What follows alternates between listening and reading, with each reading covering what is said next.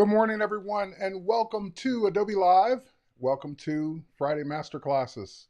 My name is Terry White, Worldwide Photography Evangelist here at Adobe. It's my pleasure to be streaming to you live once again on one of my favorite days of the week for obvious reasons. Besides that, it's Masterclass Friday. So for those of you who are new to Adobe Live, great. I'm glad you guys are here. We do Masterclasses every Friday, unless something's going on like Adobe's shut down for a holiday or something, but we typically are here every Friday doing our various disciplines. So you get to see master classes on Photoshop, photography, graphic design, UI UX design, audio video, and digital painting and illustration. So you get to kind of see the whole gamut of creativity when it comes to our classes on Friday taught by the Adobe Evangelists. And of course, during Fridays, also we have daily creative challenges, which are just something that's going on each week that you can participate in, and you can see the challenge for each day and create designs or create content based on that challenge. Today, I'm going to do something I usually do about once a month. It's been a couple of months since I've done this, and this is where you had the chance to participate by submitting your unedited images that you want me to take a shot at editing. So I would show you how I would do it. Now, for those of you who are like, well, wait, how do I get my image in? It's too late. I know even the date might have been on this particular stream that it's tomorrow, but obviously it's not tomorrow because it's happening now. Normally the deadline is the day before. So it was last night around, I don't know, 5, 6, 7 p.m. Eastern time, my time. And that way I get a chance to, get all the images together and put them in a catalog so they're ready to go in the morning. So if you missed it this time, just follow me on social because I always announce it at least 3, 4, 5 days before the stream. That way you get plenty of time to click the link and submit your images. It's too late now. The images have already been submitted. They're already ready to go. But you can, of course, catch the next one. All right. If you're watching this on YouTube, Facebook, Twitter, LinkedIn, great. You can hang out there and continue watching. However, if you want to participate in the main chat, head over to b.net/Adobe Live. That's the chat that I'll be paying attention to the most. Although I do see Gary over on YouTube and David over on Facebook and Lorraine over on LinkedIn, as well as matching birthdays for happiness on YouTube. Some of these usernames. Anyway, you guys are great. You can hang out there, but if you want me to see the main chat, that's the one I'm going to be participating in, where I see people like Craig, Steve, Kathy, Wade, Enlightened Swami, Jesse, or Jess, and Reverb Mike, and Kathy. All right, Kathy, I said that twice. All right, so anyway, if you want to hang out where you are, great. If not, head over to the main chat, and otherwise, we're going to go ahead and get started. So with that said, I kind of gave you what was going on. People submit images. I typically prefer the images to be in JPEG or RAW, preferably RAW, but JPEGs are fine too. Sometimes, and this happened this time, people submit PSDs, Photoshop files, which means to me, you've already edited the photo, because why would it be a PSD if you shot it and you want it edited? So I will show you one or two of those just to kind of say, hey, you did good. There's nothing else I can do because the image is already edited.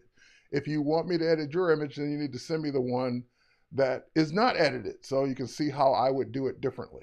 Now, you may not always agree with my edits. So you may say, oh, no, I would crop it differently. Or no, I would have done this or I would have done that. Great, then you do that. It's your photo. I'm showing you how I would do it. All right, so with that said, let's go ahead and pop over to my desktop, where I've got a special Lightroom catalog, and I mean special by it's just not my day-to-day catalog, so this doesn't have any of my work in it. It has all of your work in it. All right, with that said, they're in no particular order, but I will give one caveat, is that I don't always get a chance to finish all of the photos that were submitted in the time that we have. So I've sprinkled in with this week's submissions some of the older submissions that I never got a chance to do. So that way, even if I don't get to your image the week that it's submitted, I may get to it at some other point. All right, can I post the Behance link? Geoff is asking. It's be.net/Adobe Live. So there it is in the upper, in my case, upper left corner. I don't know where it is on your screen. It should be the upper left corner. So b.net/Adobe Live is where you can watch the chat or get on the main chat. All right, and you just sign in with your Adobe ID, which is free to create. All right, cheers. All right, let's get back to the editing here. So again, in no particular order. And again, the only caveat I've given is that some of these images are not this week's images, but they were submitted in previous How Would I Edit Your Images that I didn't get to. So that's why I always have enough images to do, even if everyone doesn't submit them that week.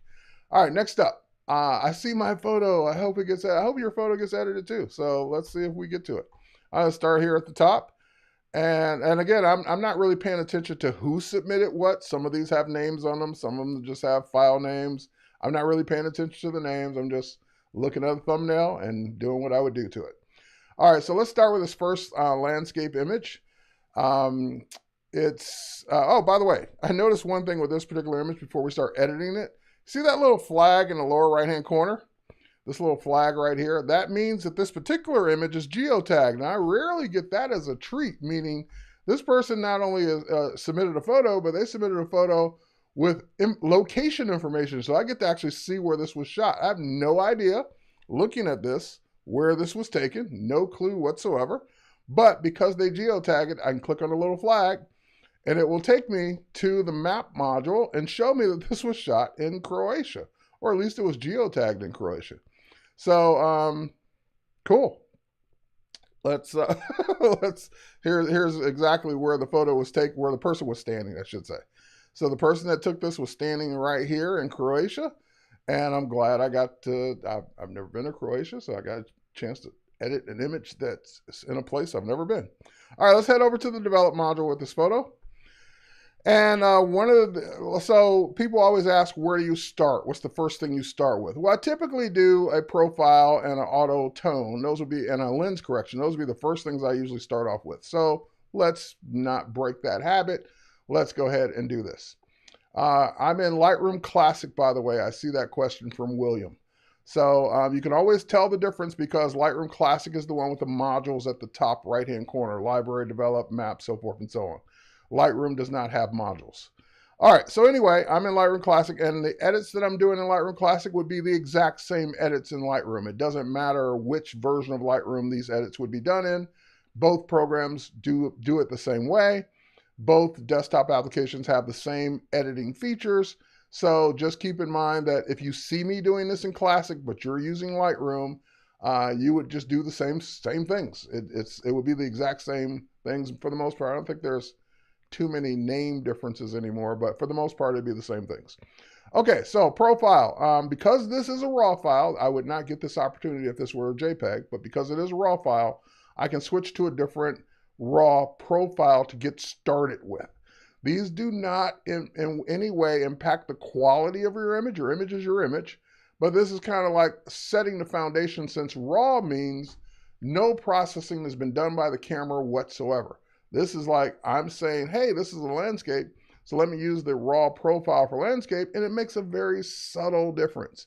So if you choose landscape, if you choose vivid, if you choose, I wouldn't use portrait on this, but you choose portrait, and portrait makes it look worse, or you leave it on Adobe Standard or Adobe Color, your choice. And again, you don't have to use these, but I tend to get like kind of a quick little starting point using those. Next up, I'm going to head down to lens corrections because I just want to make sure that since this is well, it doesn't have to be raw, but because this image was submitted, I don't know if the lens correction has been applied. So it looks like it has been applied by the 2 check marks here. If I turn the lens correction on and off, you can kind of see it in what's happening in the lower left-hand corner by these rocks here. With it on, it's kind of taking some of that lens distortion out of the photo. So I always turn that on. Remove chromatic aberration is something that you can turn it on. It's not going to hurt anything, and it's only going to affect it if the photo has chromatic aberration, which means it's a lighting issue where you usually see a green fringe around the edge of your subject, and it would just take it away. So if you don't have that, putting it on doesn't do anything. And if you do have that, it removes it. So people usually just check it while they're in here because it's not going to hurt anything if it doesn't already have that problem. All right, so now we'll go back to basic, and last but not least, in the basic panel, I would hit auto tone, even though I may not live with all the auto tone choices that were made. Like for me, this image is a little too blue. And also the most egregious thing in this image for me right now is that it's crooked. So I'm looking at this horizon, this line here, and it's definitely going up to my right. So I would fix that before I'd even worry about the tone of the image or the, looks like there's some noise in the image as well. So let's go ahead and fix that first. Again, before we worry about any of these sliders, let's go into the crop tool. In the crop tool, you've got an angle tool. And in Lightroom, that angle tool might be called straighten or something else. I can't remember if it's called angle, but it's there. It's just called something different. And this way you drag the tool along what should be straight and then let go and it'll straighten it. So I can do the same thing. I can grab the angle tool one more time and drag it along the whole edge here just to make sure that I'm straightening that edge. There we go. Now I see that that image is now straight and that doesn't bother me anymore that it was crooked. All right, next up, you can go in and you can start to make other adjustments. Again, auto tone did what it thought it should do. Again, I don't always agree with auto tone. So in this case, I think the temperature might be a little too blue. So I'm going to warm it up a bit. And also I'm just looking at it zoomed out. But if I zoom in on this image, I held down my command key or PC control key and drug a selection. That looks like a little bit of grain or noise here because it looks like this was shot in low light and it might have been at a high ISO. I'm not even looking at the ISO for this image, but it looks like it might have been shot at a high ISO. Oh no, it was ISO 100. But for whatever reason, this image looks like it has a little bit of noise in it. All right, to me. So I'm going to go to my detail panel and I'm going to just reduce the luminance. See, just that little bit. And don't need much. Don't need to go all the way over here. Because again, the more noise reduction you apply, the less sharp your image may be. So I don't want to overdo it. I only want to do just enough to take away the problem. So right about there gets rid of the problem for me. If I go any further, I'm just doing it for no reason. I'm just taking away quality of the image as opposed to just reducing the noise. All right. Now, like I said, it's just a matter of tone at this point, whether or not I'll go back to basic, whether or not I'm just still thrown by the colors of this image. And this may be the actual colors of what this looked like, but it looks so blue and purple to me. And you may go in and continue to try and adjust the tint and adjust, even just bringing that down a little bit and maybe adding a little bit. Just again, it may have looked like that in the morning or when this was shot. I'm not looking at the time, but it's just throwing me off a little bit.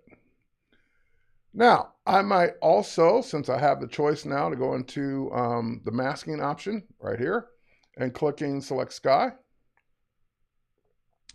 and letting Lightroom choose the sky for me and adjusting the sky a little differently. So I might add a little dehaze to there we go. I just want to kind of bring out a little bit more detail in that sky by adding a little dehaze.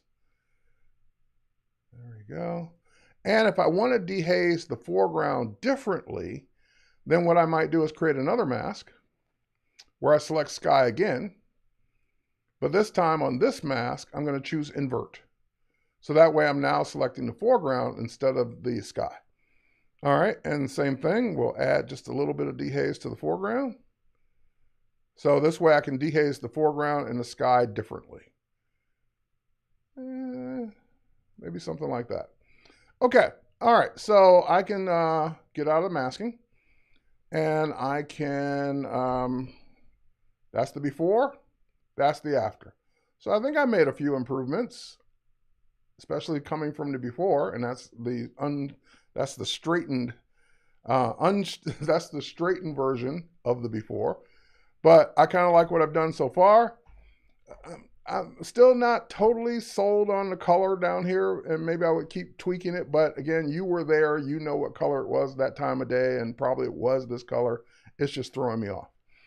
Okay, the only other thing I might do is, let me do one more mask. This time I'm going to create a mask manually. I'm just going to use the brush. And I'm going to make my brush a little bigger.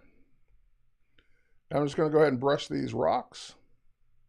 And I would zoom in and take my time and do a better job than what I'm doing here. I'm just kind of winging it. And now that I got these boulders and rocks selected, I would just definitely go in and maybe add some texture to those, kind of really bring those out a little bit more. Not clarity, just texture. There we go. So before, after, kind of just add some details to those, and you can really see it if I zoom in.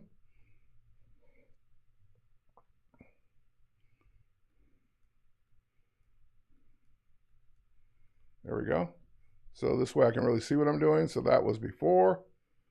And just adding little textures to that area. Okay. All right. Let's get out of the masking. And that's what I would do to that image. Not a lot. It is what it is. It's a morning. It looks like a morning shot, blue hour, maybe an evening shot. I don't know. Can't tell. And it is what it is. So those were the things that I would do to that image. Next one up is, this one is not a new one. This was submitted a while ago, but it's Baby Groot. And there's a new movie out, so this is pretty timely. All right, so what would I do for this Groot image? Again, head over to the develop module and do all the things I just mentioned. So let's switch it to Vivid in this case. I might, or landscape, either one. And they're both about the same. Okay, so next up, let's look at our lens correction. Lens correction has already been applied. Great. And then last but not least, hit auto tone. And auto tone kind of did the things I wanted done. I might adjust the shadows a little bit in this image. There we go. And next, I would see the white balance looks a little off to me. It looks a little colder than it needs to be. So I'm going to grab the white balance eyedropper. I'm going to head to, since I don't have a gray to click on, I'm going to head for what should be white and click on the snow. And see how that warmed the image up a little bit, because like I said, the white balance looked a little off to me. Now you may say, hey, this is wintertime. It should be a little cooler. Not that cool, but you can certainly adjust it after the fact to your liking. But that's about what I would do there. Next up, since Groot is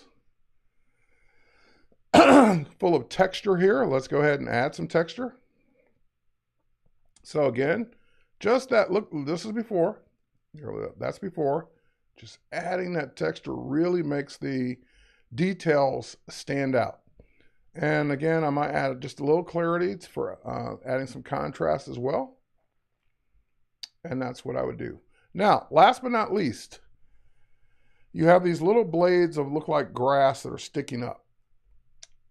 And I'm sure they were there when Groot was in the ground and you took the shot. They're distracting me. So since this is what I would do, I like the snow. I like everything. I like the composition, everything else. It's just these little blades of grass look, distracting for me. So I would take the time. They're not that many. You could do it in Lightroom, but I could do it much faster in Photoshop.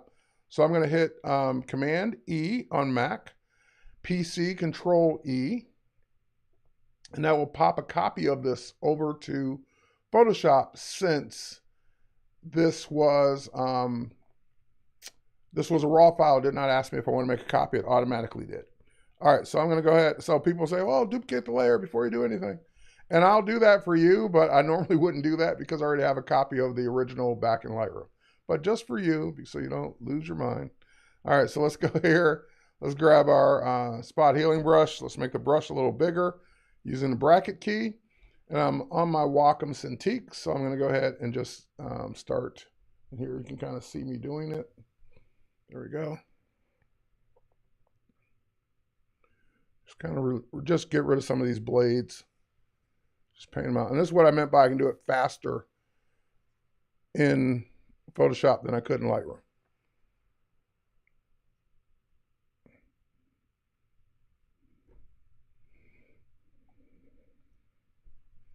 All right. Just kind of brush those out. And just using the surrounding snow to fill in.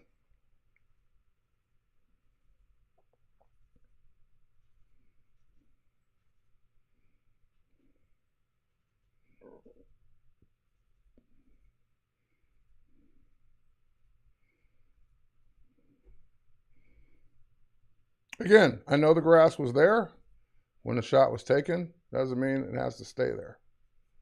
And let's get rid of a big piece of this with the patch tool. There we go.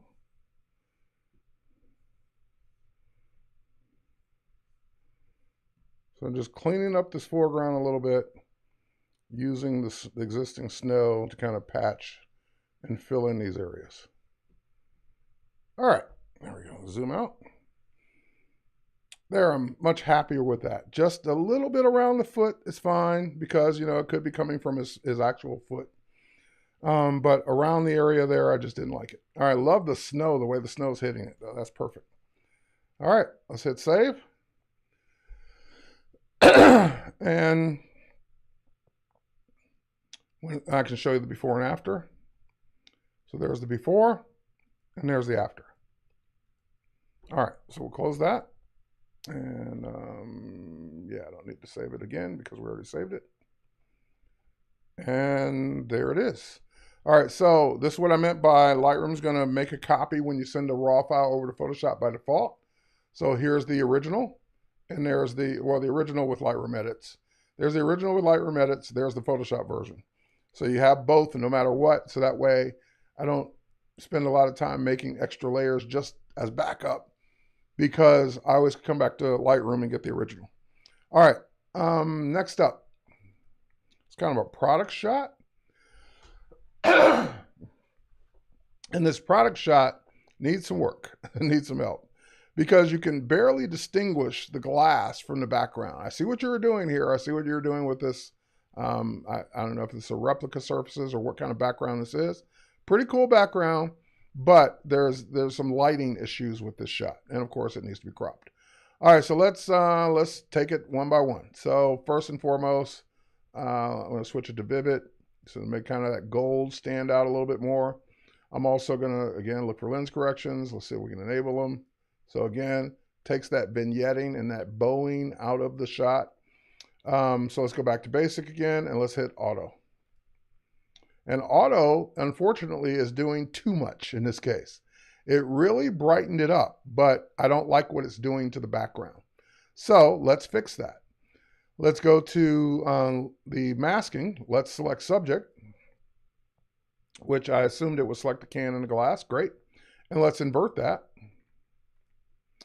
And now let's go ahead and bring down the exposure maybe on that background a little bit more. Not the exposure so much as the blacks. There we go. We want the blacks there. And we want the contrast up a little bit. So that way I get to keep the can and the glass lighter, but I can darken up that background pretty easily. Okay, next up. All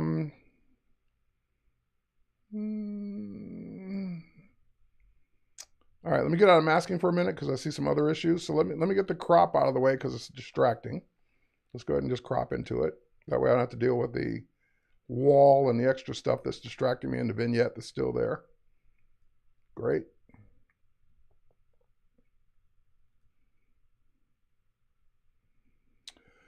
All right, now we got a couple of things going on here. Number one, is it me or does it look a little just ever so slightly crooked? Could be the glass, the way the glass is kind of coming in and the sides, but the can does not look perfectly straight. So let's take care of that. Let's go back to crop for a second. Let's use the angle tool. Now we had been using the angle tool to go across a horizon. The angle tool can also be used for straight up and down. So for example, I can come here to this can. I can say, well, this can should be straighter, and it will rotate it and make it straighter. So to me, that looks about right. I could be off by a hair. Let's go do it on this side. Yeah, that's about right. Okay. So now, there we go. Now we got our can straight up and down. And again, I see another issue. Let's go ahead and zoom in.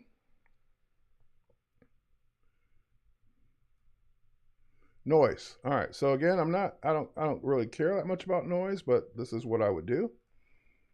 Let's go ahead and just bump up that noise reduction just a bit. So this is where we were, and we're just going to take it up just a hair. All right, and we can get rid of that, by the way. All right, so now we got the noise reduction taken care of, and all right, there's some other issues I just want to make sure I get everything done that I want to do in Lightroom first. I might also adjust the temperature of this. So let me look at this. I'm just hovering around with my my white balance eyedropper, because look at how warm this cloud is. This cloud is almost beige. But when I hover over it in the with the white balance target, you can see it on the left-hand side here on the display, what it would look like if I were to click. And I think that's more realistic about what the colors should be. There we go. It just looked a little too warm for my taste. All right, and I typically don't mind a warm image, but that was a little too much. Okay, especially for that foam. That foam necessarily wouldn't be, I don't know, would it be that brown? I don't know, could be. If I'm wrong, then put the white balance back to where it was, but I would say maybe just a tad warmer, maybe right about there. All right, white balance is subjective, so it's up to you. All right, next up, let's go in, and I see some issues with the reflections down here on the bottom, and those I'm going to take care of in Photoshop. I'm just making sure I got everything done that I want to do inside of Lightroom. All right, why not use transform? Why not use transform? Yeah, I could use transform to do upright. You can. Sure. I just didn't. All right, next up, let's go ahead and use, or take this over to Photoshop. And we're in Photoshop now. That was quick. So the problem I'm having with this now is I can see this reflection like coming all the way down the glass onto the surface here, and the same thing here. But it's not a good reflection. It's not like, and I see one over here too. The problem, anytime you're taking pictures of anything reflective, glass, metal, cars, whatever, is unfortunately, it would be like, I was always told the ultimate challenge would be photographing a bowling ball with all of its completely around reflective surfaces and not have anything distracting reflect into it. Like, that's very hard to do. So in this case, same thing. You've got this glass here where it's kind of reflecting, I'm assuming, what was the light source. And I don't even know what this is over here on the left-hand side. Like, it's reflecting something not great into the glass. And so if you look at a real Guinness product shot, you're not going to see anything reflected in the can or the glass that they don't want you to see. Like, you would see the can reflected in the glass because it's right next to it, but that's about it. There would be no other distractions. So just keep that in mind. When you're looking at glass or metal like this, if you see distractions, they got to go. Okay.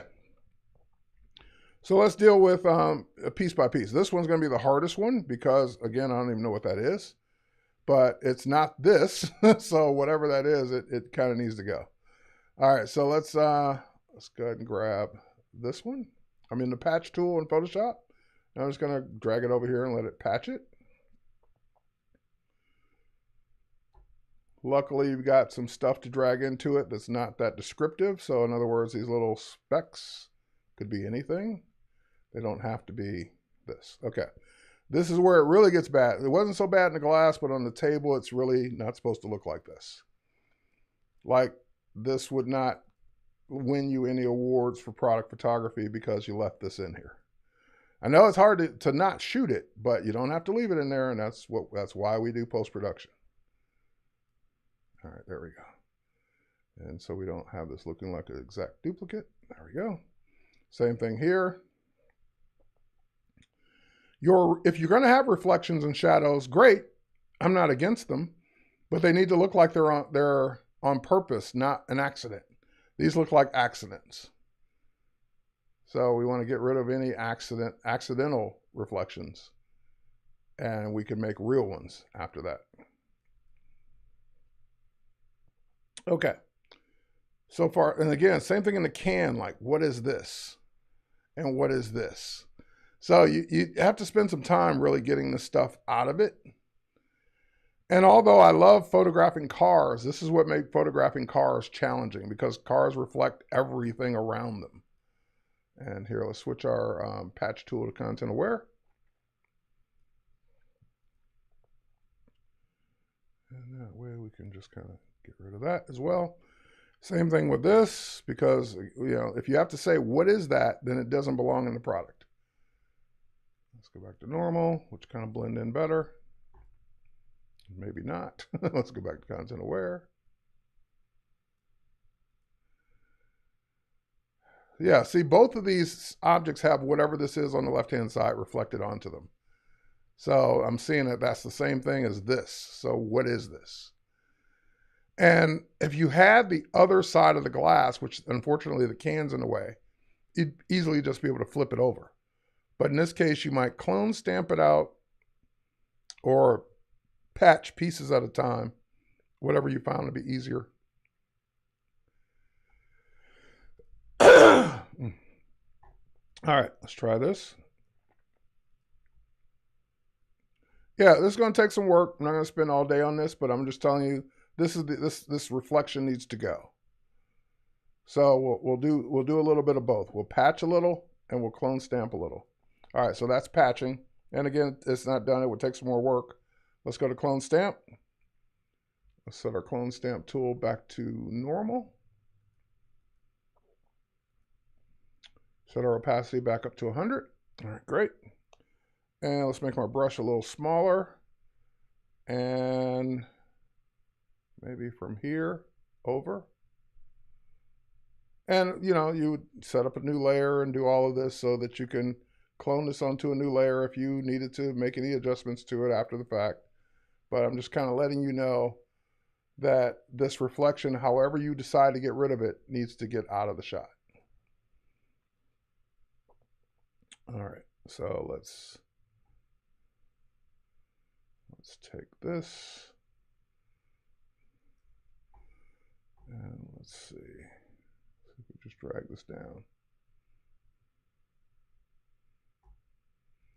Something like that. It's not done. You need to clean up this edge now that this has happened, because you kind of want to make that edge straight like it is up here. But just know that these things need to go out of your photo. So same thing on this side. This reflection will need to go. All right. Again, I'm not going to spend a ton of time on that, but those are the areas I would do. I kind of still see a reflection in the base of the glass here. So this needs to be cleaned up. That needs to be cleaned up.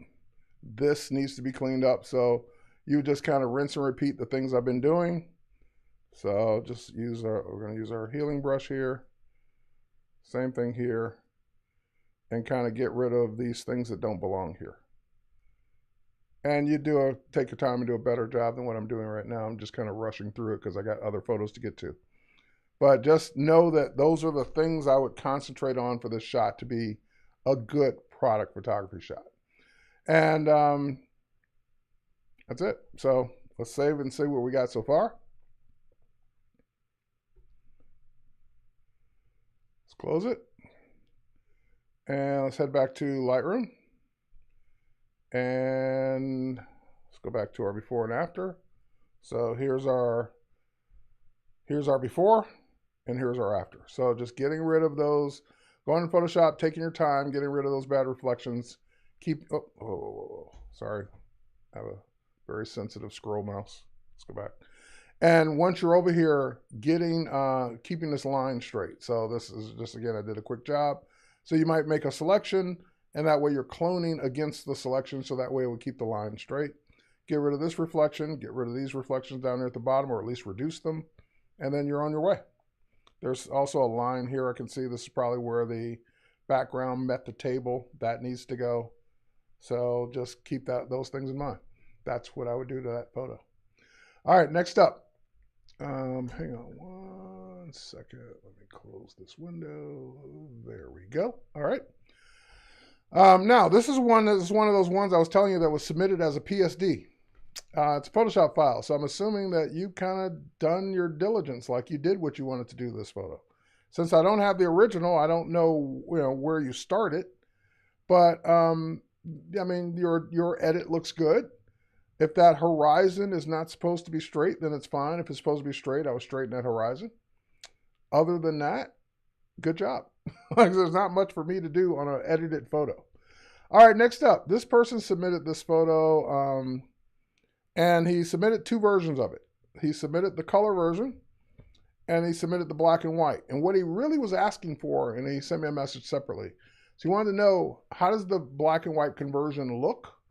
And is there something I would do different to make it the black and white? In other words, take this photo, make it into a black and white. What would I do, and how would I do it? All right, so that's his version, or her. I can't remember.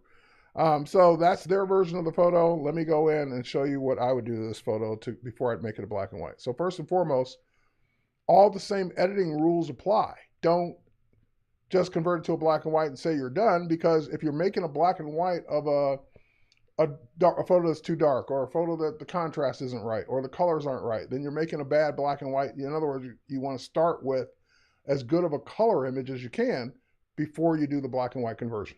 So that's what I would do first. I would do my same thing. So this looks like a JPEG. It is. So therefore, or it's not a RAW file, let's put it that way. It's a JPEG, so I don't have profiles to worry about. Probably don't have lens corrections to worry about. Yep, none. So let's go ahead and just do our auto tone first to see what that would do to it. It's not going to do much in this case.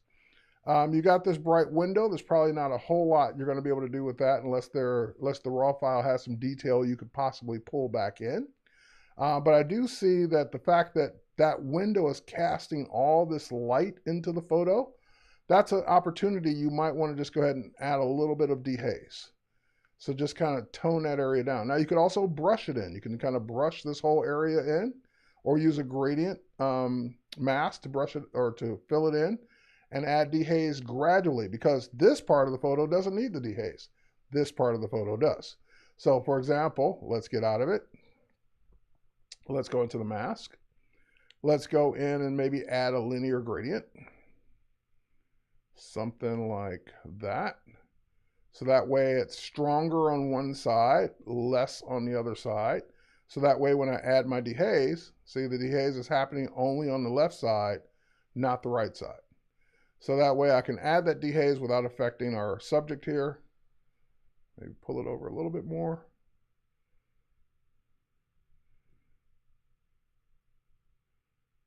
There we go.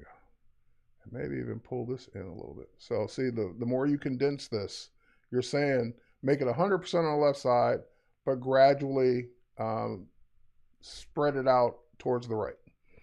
Okay, great. Now that I got the kind of solve that glare issue from that bright window, now we can go in and maybe select our subject.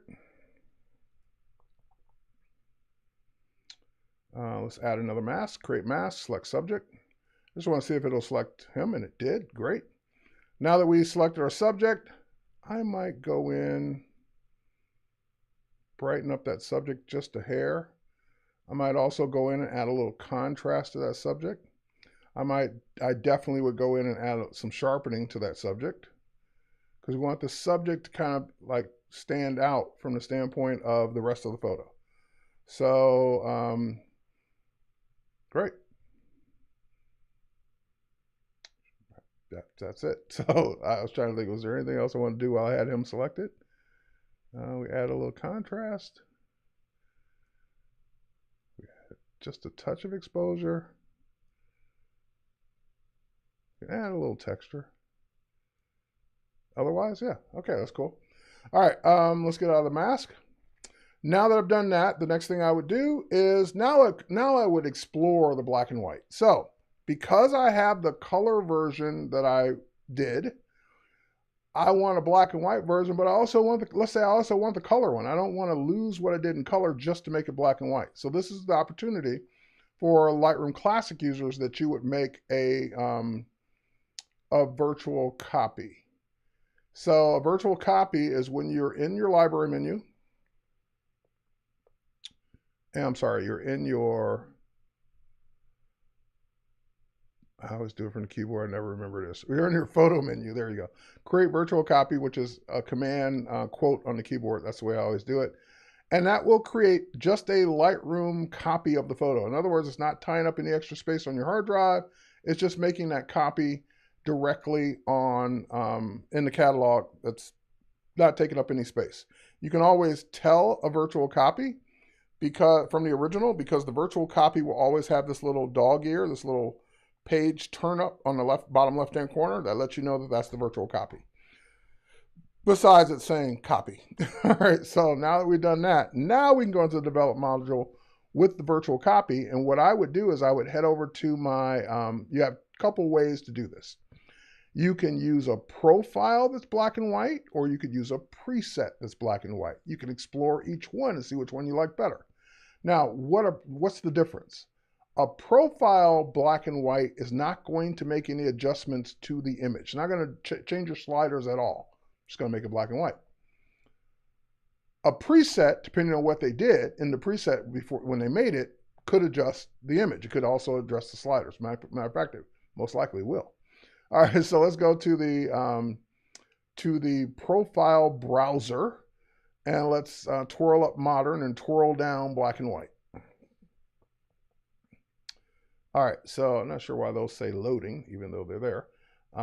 So as I hover over each one, I can kind of see which one I like best. So these look a little too contrasty for me. That one's okay. And clicking on them is not going to hurt anything. If you change your mind, decide you want a different one, you can make a different. You can click a different one. But I wonder why this is still saying. Hang on for a minute. Let me close this. I don't know why those are still saying loading after all that time. That's weird. Can I click on it? Yeah, I can click on it. I'm not sure why they say loading. Normally it would say BNW01, BNW02, so forth and so on. But mine is saying loading for some reason. All right, so what I'm looking for is I'm looking at his skin tones and his jacket. Because, for example, that one's, there's not enough contrast in the jacket. This one, there is. But it's also making the rest of the photo a little too dark. So I'm kind of looking at something that balances out. That's a little too bright. So let's say I like this one. Let's say overall, this is my favorite. It's just a little too bright. So I click it, and then there's an amount slider. So I can still pull back the amount to get the best of both worlds. I think this is going to be the one. So that's what I would do to make this black and white. And so we'll keep that one.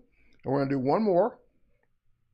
And by the way, so just to show you the difference between his and mine, here's mine and here's his. See the difference? See that? See where you're losing all the detail in his vest versus that. So the person that asked me how would I do it, those are the things I would look for. Start off with a better color image as best you can. And then choose a black and white that doesn't lose a ton of contrast. All right, so we're going to do one more. Let's do another virtual copy. Just going to use the keyboard this time. Great. There's another virtual copy. I can make as many virtual copies as I want. And that way I'll have each one to play with. Now in this one, we're going to use a preset.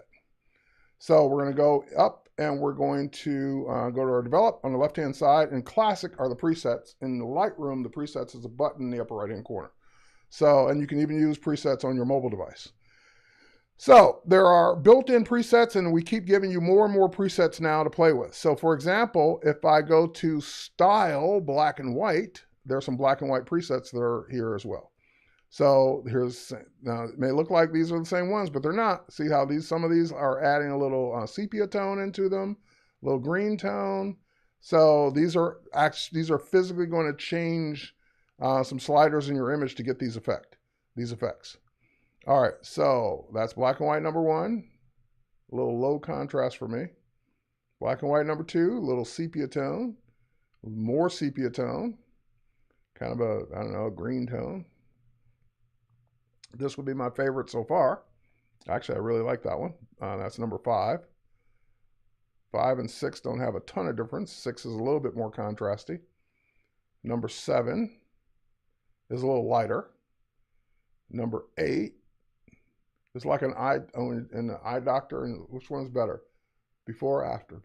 It's just kind of flipping the dials here. I kind of like that one too. So I started with 5 as the one I liked. 6 is probably it because it's a little darker. So I go with 6. And again, your choice. And these have sliders too, or amount sliders too. So if the preset was not enough, you can add more. If that's too much, or you can pull it back. So even the presets have an amount slider for you to adjust to your liking. All right, so now we can look at each one. We can compare. So let's start with the original color. There's the original color that I tweaked.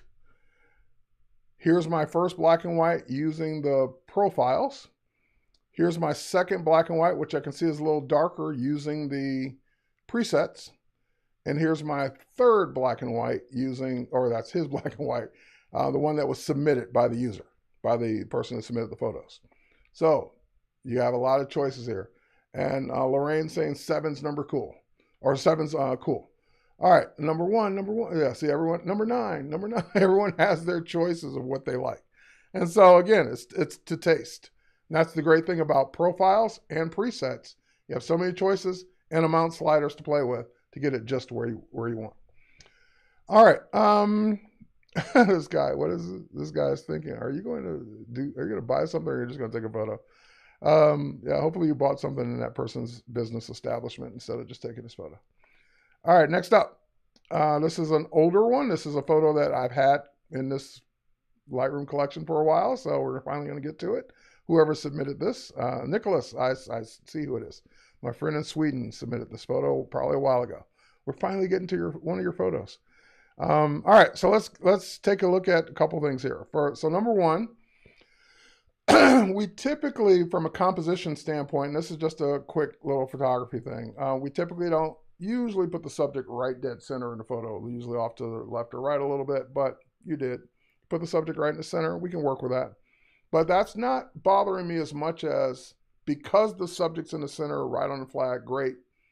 You have these look like windows on whatever that building is behind her, and those windows are kind of like the distraction now, because you kind of like look over, oh, what's in that window? What's over in that window? So because your subject is in the center, and because the stuff on the left and right don't really, in my opinion, don't matter, then do we really need this to be a wide shot? So let's go ahead and, oh, that's sensitive mouse. There we go. Let's go back into develop.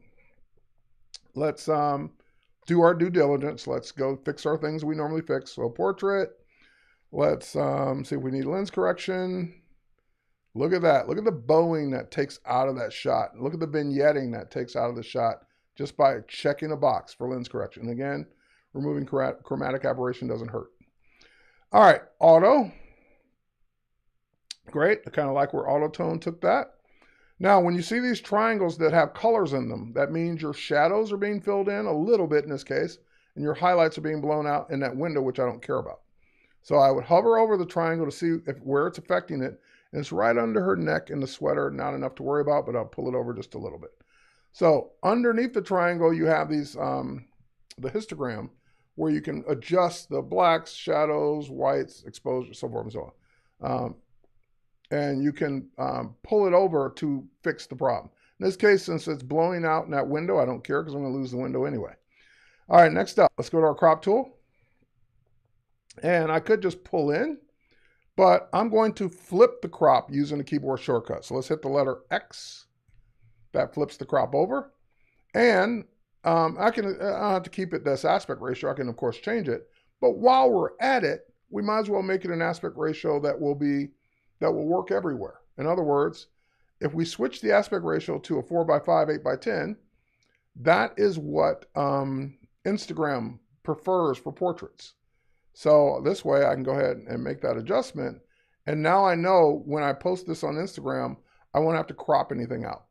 Now you could say, well, I don't care about the Instagram 4:5, 8:10. And I just want to add, I want to take this opportunity to recompose the shot so she's not dead in the center. And then we can go ahead and do something like that. Totally your choice. And this will work on Instagram as well. All right, so now that we kind of done that, let's get out of crop. All right, and now we can go back and look at our sliders to see what they did. So vibrance, I'm okay with it adjusting the vibrance of the shot. I think that does well. Saturation, I'm going to reset that back to 0. I don't think I need any more saturation in the shot.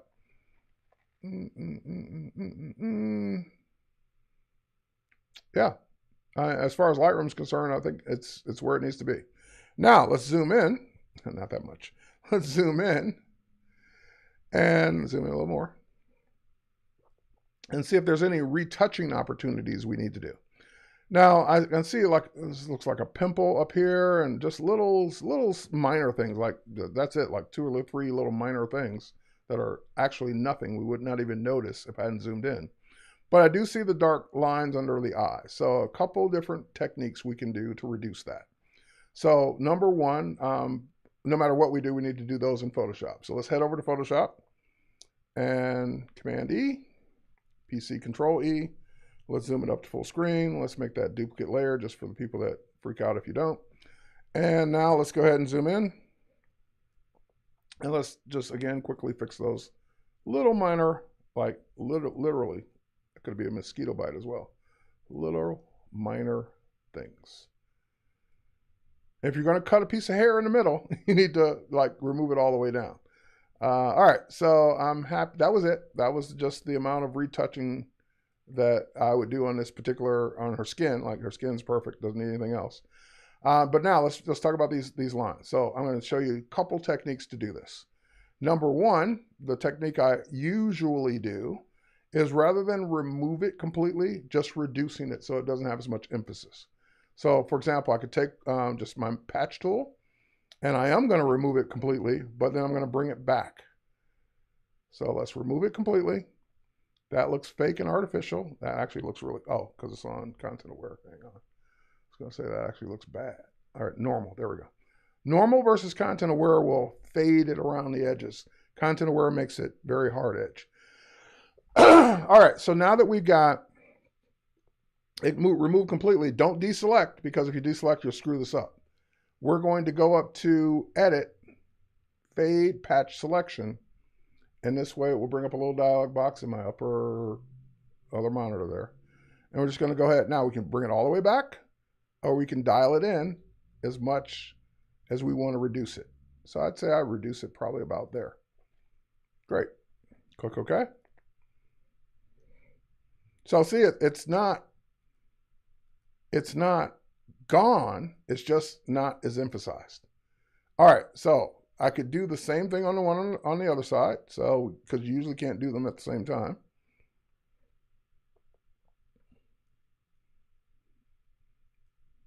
All right, and again, bring up fade and dial it back in. So we can dial it all the way back in, or just reduce it. Usually you want to reduce it probably about the same amount. I don't remember the number, but it probably looks about like that. Click OK, deselect. And while we're on the eyes, we're going to go in and just sharpen. Oh, that's too much, too much, too much. You can get really bad with the sharpening tool really quickly, depending on the resolution of the image. That's still probably a bit too much, but let's zoom out. Yeah, not bad. Not bad zoomed out. Okay, so that was one way to do it. The other method, let me duplicate the original again. Put that one on top. So the lines under the eyes are back. The other way to do it is a technique I don't always use, but it's there. Instead of fading them, reducing their size. So we're going to make a selection. We're going to duplicate that selection onto its own layer twice. So Command J, Command J. So basically all that did was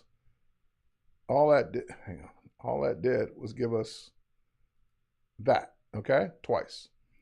All right, so now that we got that there twice, we're going to group one into the other. So we're just going to go ahead and hold on our Option key or Alt key, click on the line between the layers, and that will, I forgot what it's called. It will place one inside the other. All right, so now that we got the one inside the other one, we're going to free transform it, Command T, and then we're going to click Warp. And what the warp will allow us to do is literally warp it. Make it smaller. Now, we're getting some edge here from the other one. That's okay. We're going to fix that when we're done. That's a little too much.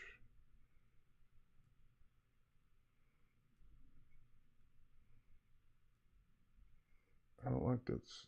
There we go. It's losing the shape a little bit. There we go. Okay, so now I'll go ahead and say yes to that. And you're probably saying, well, wait a minute, what's this new line you just introduced? No worries, I'm going to take care of that in just a second. I'm going to go ahead and merge those down. And then I can just go ahead and remove this because this is something we added. There we go. Now, to me, that's still too dark, even though we made it smaller. I would still do my trick to get rid of it, and then bring it back, but not as strong. Something like that. So I got a couple methods to remove that. All right. And that, unfortunately, is my time. So you have that method or that method. Your choice. And of course, we didn't do the one on the other side, so that's why it looks weird. But just if you focused on that one eye, the method where you make it smaller and reduce it, or the method where you just reduce it. Your choice. All right, I'm going to stick with that one for now. Let's throw that layer away. Let's flatten it down. No, don't flatten it. Save it. Close it. Switch back. Full screen.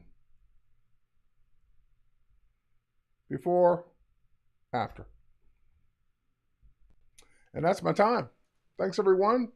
Have a great weekend, and stay tuned for the Daily Creative Challenge.